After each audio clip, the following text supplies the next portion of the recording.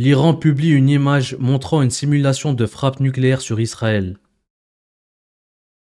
La manière dont on parle des musulmans aujourd'hui à la télévision française est sidérante. On parle des musulmans en France aujourd'hui comme on parlait des juifs dans les années 30 en France, déclare le député Aymeric Caron. C'est ça qui fait que on voit des dizaines de ministres français aller à un dîner, que je suis même pas sûr que la bouffe est bonne, d'une organisation qui est une organisation qui représente un État étranger, ça s'appelle le Conseil représentatif d'Israël en France, le CRIF donc, eh ben ils y vont tous. Mais pourquoi ils y vont tous?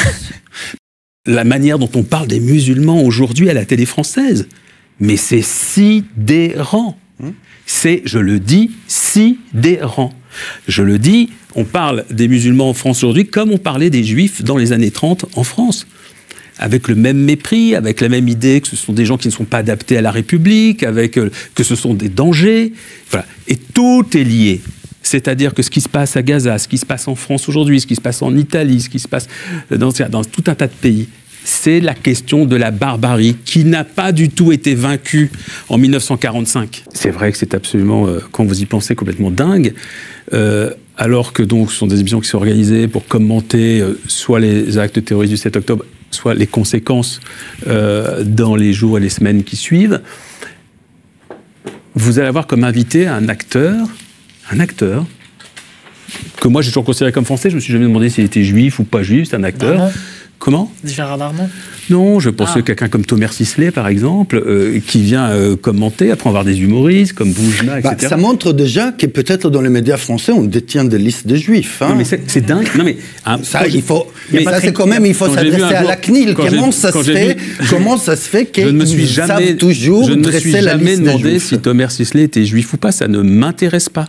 Ce qui m'intéresse, c'est quel acteur il est, etc. Sauf s'il choisit d'avoir un engagement politique, c'est son droit, mais il se trouve que je ne l'avais jamais entendu avoir une prise de position politique avant ce jour-là. Aymeric Caron qui détruit CNews. On ne peut pas accueillir des gens qui ont une culture totalement opposée à la nôtre, dit un intervenant de CNews. Parmi d'autres horreurs débitées sur le plateau pour protester contre le fait que des Palestiniens de Gaza puissent obtenir le statut de réfugiés en France. Quelle culture! Pour ma part, je ne me sens aucun point commun avec les personnes qui parlent sur ce plateau. J'éprouve en revanche le lien fort qui m'unit aux Palestiniens. Et pourtant, je cohabite avec elles dans le même pays. La Cour nationale du droit d'asile octroie le statut de réfugié à une femme gazaoui et son enfant. CNews.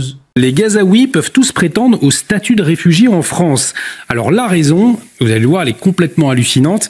Les 9 juges de la Cour nationale du droit d'asile ont estimé qu'ils pourraient être persécutés par l'armée israélienne. On va peut-être rappeler tout de même le mode opératoire de l'armée israélienne concernant les populations civiles. Alors le mode opératoire de l'armée israélienne, on peut le répéter pour la 10e fois. Hein. Ils envoient des SMS pour dire attention, on attaque là. Ils envoient des prospectus pour dire attention, on attaque là.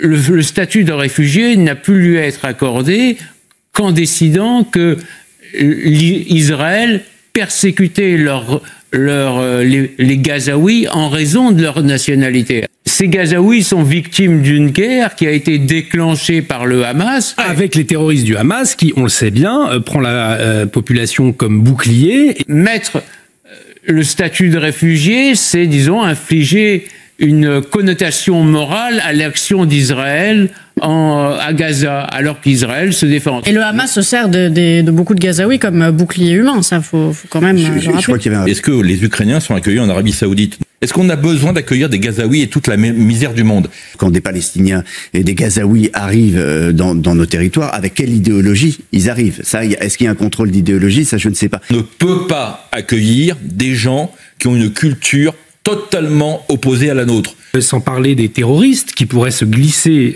parmi ces demandeurs d'asile. Rappelons-le, parmi ces populations, des terroristes peuvent très bien se glisser dans ces flux de demandeurs d'asile. Moi, je voudrais savoir qui sont ces 9 juges. Je voudrais connaître leur identité, parce que dans 20 ans, dans 30 ans, s'il y a quoi que ce soit, si au nom de je ne sais quelle idéologie, il y a des attentats en France, ils seront responsables. Le présentateur de CNews, Olivier Carenflèche, travaillait à RT France comme moi. Une bonne façon de ne pas être stigmatisé ni attaqué pour un passage à RT France, soutenir le génocide des Palestiniens. Ce type n'a aucune consistance, juste la voix de ceux qui le payent. Peut-être finira-t-il à I24 News, qui sait. Honte à toi Olivier, tu fais pitié. Aymeric Caron qui défonce l'imam Chalgoumi. L'imam Chalgoumi est en visite en Israël pour soutenir le peuple israélien. Un journaliste lui demande « Et pourtant, on accuse Israël de génocide ». Chalgoumi répond « Malheureusement, ils sont tellement forts dans la diffamation, ils sont tellement forts dans la haine ». Pour Chalgoumi, l'imam du printemps républicain, celles et ceux qui dénoncent les crimes de l'armée israélienne à Gaza, multidocumentés, sont des diffamateurs animés par la haine. On aimerait en rire. On a vu toutes ces choses atroces, un message au peuple israélien. Vous n'êtes pas seul. Et pourquoi on accuse Israël de génocide? Malheureusement, ils sont tellement forts dans la diffamation. Ils sont tellement forts dans la haine. Le 7 octobre, pour moi, quand on a vu la vidéo, on voit les images, on voit les choses horribles. Et aujourd'hui, les civils palestiniens, ils payent les conséquences à cause de crimes de Hamas. Rima Hassan, traître à la nation française, ennemie de la République, représentante des frères musulmans et du Troisième Reich. Rachel Kahn. Je pense qu'une bonne plainte s'impose cette fois-ci pour de bon. Bon, on a bien compris qu'elle préférait brandir le kéfier que le drapeau français. Et puis vous allez comprendre pourquoi elle dit ça. Toujours avec cette forme de victimocratie, ce palestinisme, cette palestinocratie aussi, c'est-à-dire que plus en fait elle se dit victime de son impossibilité du retour en Palestine, plus finalement pour l'ensemble de ses followers, puisque c'est une influenceuse de haine en réalité, de haute trahison à la limite de ça, puisqu'elle ne reconnaît pas finalement. On a des difficultés avec l'Algérie, on a toute la question de nos 2 otages de Boualem Sansal, et elle fait le choix de l'Algérie. Donc cette femme est en mission pour Israël. Regardez la preuve. Rachel Kahn, née à Tours d'un père sénégalais et gambien, professeur d'anglais à l'université et d'une mère française, libraire d'origine juive ashkénaze de Pologne. Mais c'est pas tout. Regardez Rachel Kahn, complice de génocide, avec le pull de l'armée israélienne Tsahal. Et là aussi, elle avait dit sur CNews, Rima Hassan préfère brandir le kéfier plutôt que le drapeau français. Rachel Kahn préfère brandir le t-shirt de l'armée de Tsahal plutôt que le drapeau français. Rima Hassan qui tweet « L'État français ment sur les livraisons d'armes à destination d'Israël. Jean-Noël Barrot, Emmanuel Macron. » Il n'y a pas d'armes vendues à Israël. Ce que disent les ONG et ce que le journal de l'Humanité, pour lequel j'ai le plus grand respect, jugé bon émettre ces 48 dernières heures, est faux. Selon le Stockholm International Peace Research Institute, le CIPRI, les données publiques ne montrent pas d'exportation d'armes majeures par la France entre 2019 et 2023. Mais Paris livre à Israël de façon régulière des composants entrant dans la fabrication de différents types d'armes. Et cela n'a pas cessé depuis le début du génocide à Gaza. Début juin 2025, le syndicat CGT des dockers de Fos-sur-Mer annonçait avoir inspecté et immobilisé 3 conteneurs de matériel militaire à destination d'Israël. Dans le premier, 14 tonnes de maillons métalliques destinés à des fusils mitrailleurs, des petites pièces détachées conçues par une entreprise marseillaise. Le lendemain, les dockers ont découvert des tubes de canon fabriqués à Firminy dans la Loire par une autre entreprise française d'armement. Plusieurs millions de maillons auraient ainsi été livrés. Pour certains modèles, il s'agirait de pièces indispensables au fonctionnement du Negev 5, un fusil automatique conçu par Israel Military Industries à la fin des années 90. Ce modèle, capable de tirer près de 1000 coups par minute, est très employé par l'armée israélienne dans la bande de Gaza. Rima Hassan qui détruit un pro-israélien, mais d'abord on va regarder ce qu'il a dit. La Palestine n'est pas un pays, c'est une zone géographique, au maximum une région, comme l'Aquitaine, la Crimée, le Cotentin, la presqu'île de Crozon. Il n'y a pas plus de peuple palestinien. Un peuple a une histoire, une identité, une spécificité linguistique, politique, etc.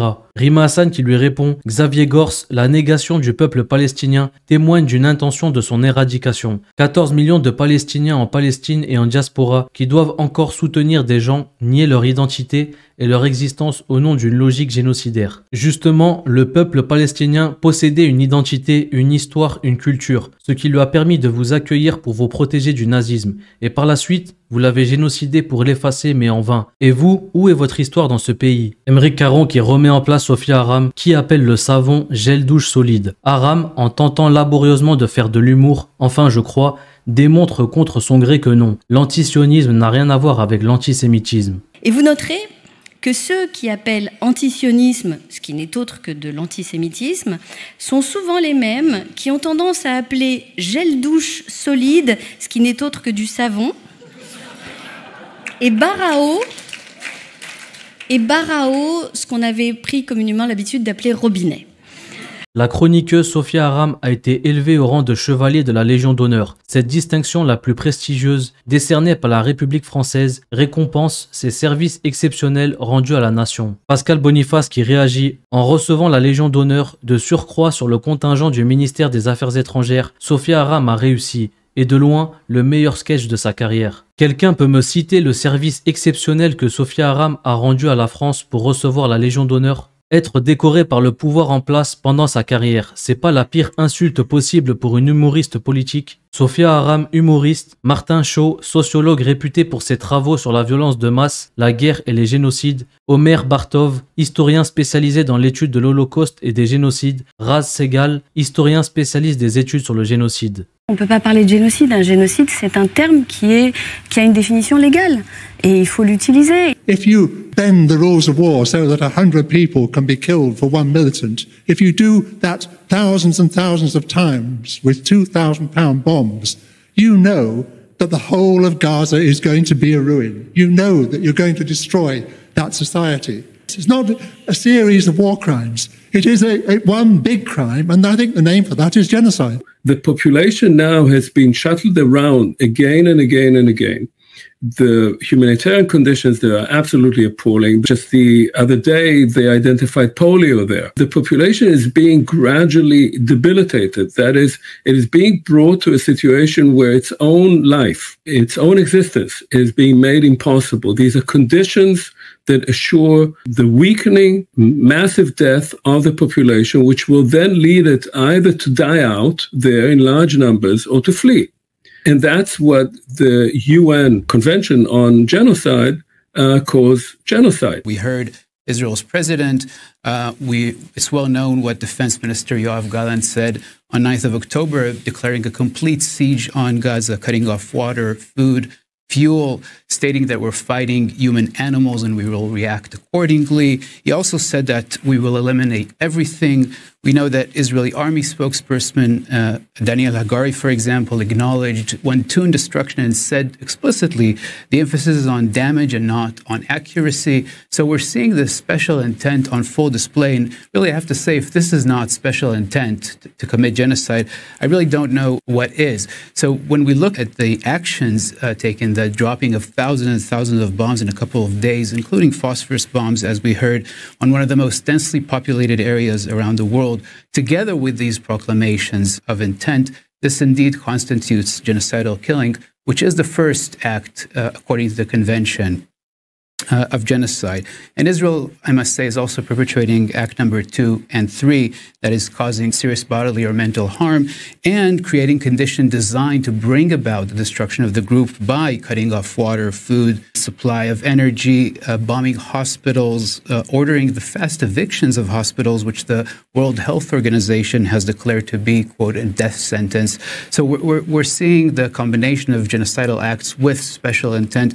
This is indeed a textbook case of genocide. Un génocide, c'est un terme qui a une définition légale et il faut l'utiliser. Mila en GAV, mais sa copine Sophia Aram à la Légion d'honneur, on va dire que c'est une journée contrastée pour la team islamophobe. L'influenceuse Mila, connue pour ses publications islamophobes, a été placée en garde à vue mardi 8 juillet pour doxing d'une personne qui l'aurait agressée, diffamation d'une personne qui l'aurait harcelée, injures racistes contre les personnes d'origine maghrébine qu'elle a traitées de consanguins. Mes détracteurs n'en reviennent pas. Je ne suis payé par personne pour mon travail sur la Palestine, même pas par les Nations Unies. Les rapporteurs spéciaux servent pro bono. Et je prends beaucoup de plaisir à faire ce que je fais. Vous savez pourquoi? Parce que je méprise les brutes, les mafias et l'apartheid. C'est dans mon ADN. Et je me battrai joyeusement contre ces 3 fléaux jusqu'à mon dernier souffle. Maintenant les larbins, achetez-vous une vie. Francesca Albanese. Plus puissant, tu meurs. L'Espagne, l'Irlande et plus de 20 pays se réunissent à Bogota les 15 et 16 juillet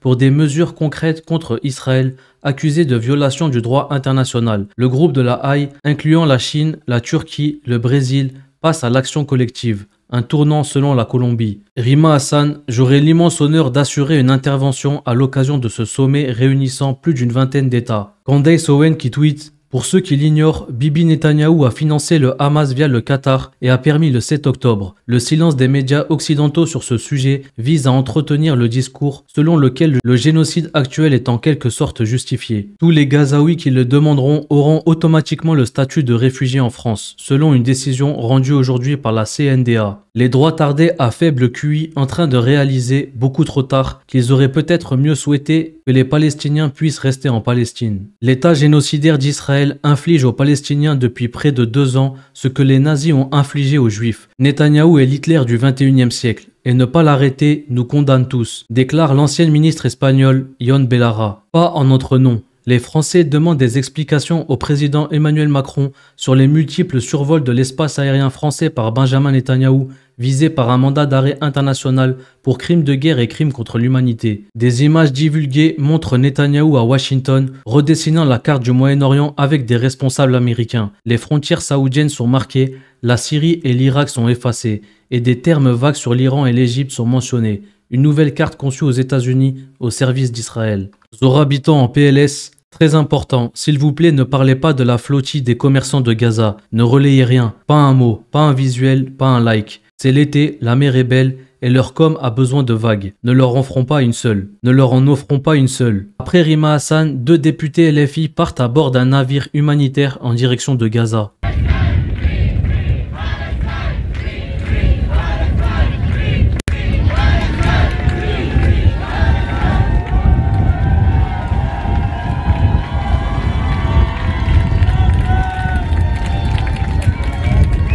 Emma Fourreau, députée au Parlement européen représentant LFI.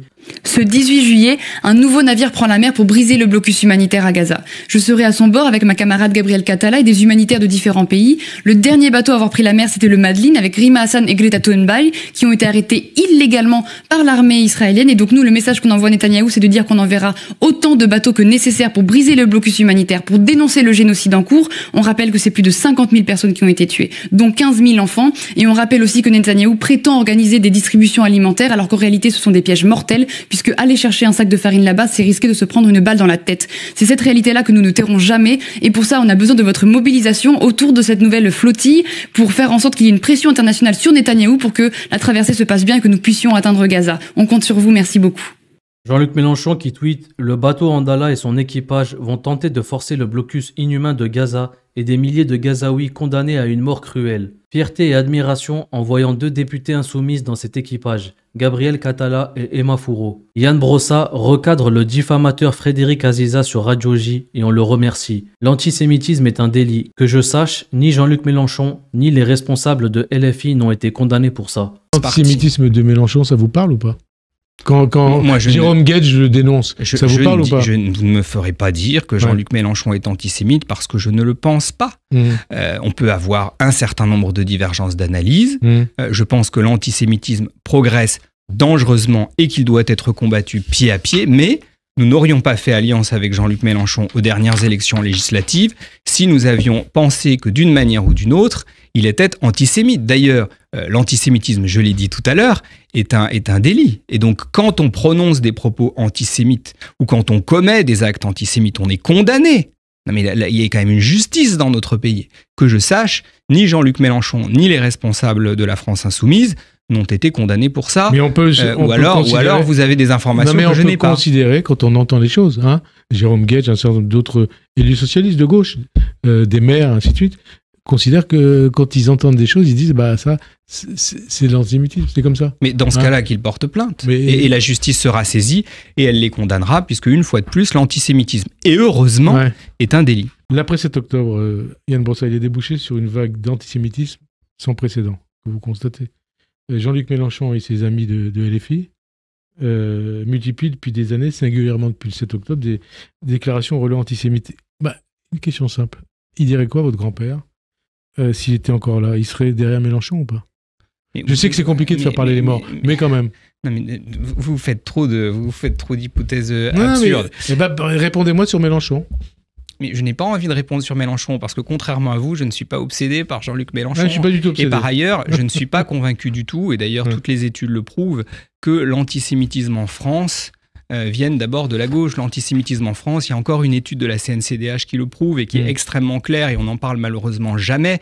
Elle vient d'abord des sympathisants de droite et d'extrême droite. Et je suis frappé par le fait qu'on ne parle jamais de ces responsables du Rassemblement national qui expriment des propos antisémites, qu'on ne parle pas de cette députée RN Caroline Parmentier qui a rendu hommage à un nazi belge, en l'occurrence Léon Degrelle. Un nazi, je ne parle même pas de quelqu'un d'extrême droite, je parle d'un nazi. Elle a écrit un éloge de Léon Degrelle. Pourquoi est-ce qu'on n'en parle pas? Non, on en parle. Mais non. Mais ici, on en parle heureusement, parce que j'en parle moi. Mais si je vous laissais parler, vous ne parleriez que de la France insoumise, parce que vous êtes obsédé par la France insoumise. Ah si, vous savez, Frédéric Aziza, je vous écoute beaucoup et je suis très fidèle de votre émission, mais je constate que la France insoumise est au centre de toutes vos interrogations. Le Rassemblement national, l'extrême droite, est le plus grand vecteur de l'antisémitisme en France. Il faut le dire et le répéter. Il y a à l'Assemblée nationale un député du Var, Frédéric Boccaletti, qui était libraire, qui vendait des livres négationnistes. Mais dans quel monde on accepte ça? Non, mais dans quel monde on accepte ça?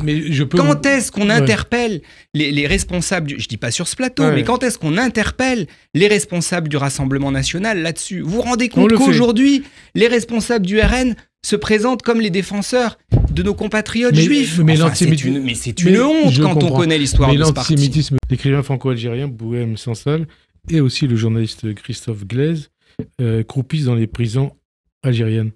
Est-ce que ce sont des otages du dictateur Tebboune? Ils doivent être libérés.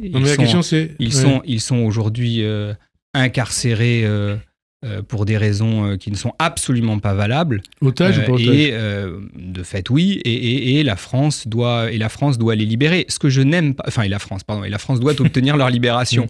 Ce que je n'aime pas, c'est l'instrumentalisation de ces événements-là par le ministre de l'Intérieur. C'est-à-dire? Et je pense que Bruno Retailleau a tort d'instrumentaliser ces incarcérations scandaleuses pour renouer avec la saison 2 de la guerre d'Algérie. Moi, je ne veux pas d'une nouvelle guerre d'Algérie. J'ai le sentiment qu'aujourd'hui, le ministre de l'Intérieur surfe sur cette actualité-là pour éveiller de vieilles rancœurs entre la France et l'Algérie. Ça n'est pas bon et ça n'est pas sain, y compris dans l'intérêt de la France, parce que beaucoup de Français ont d'une manière ou d'une autre un lien persistant avec l'Algérie. Est-ce que vous dites, comme Mathilde Panot, que l'Algérie n'est pas une dictature? Vous savez, si vous voulez interroger Mathilde Panot, vous interrogez Mathilde Panot. Non, mais vous êtes à gauche. En tout cas, l'Algérie n'est pas une démocratie, ça je pense que tout le monde sera d'accord. C'est une dictature ou pas?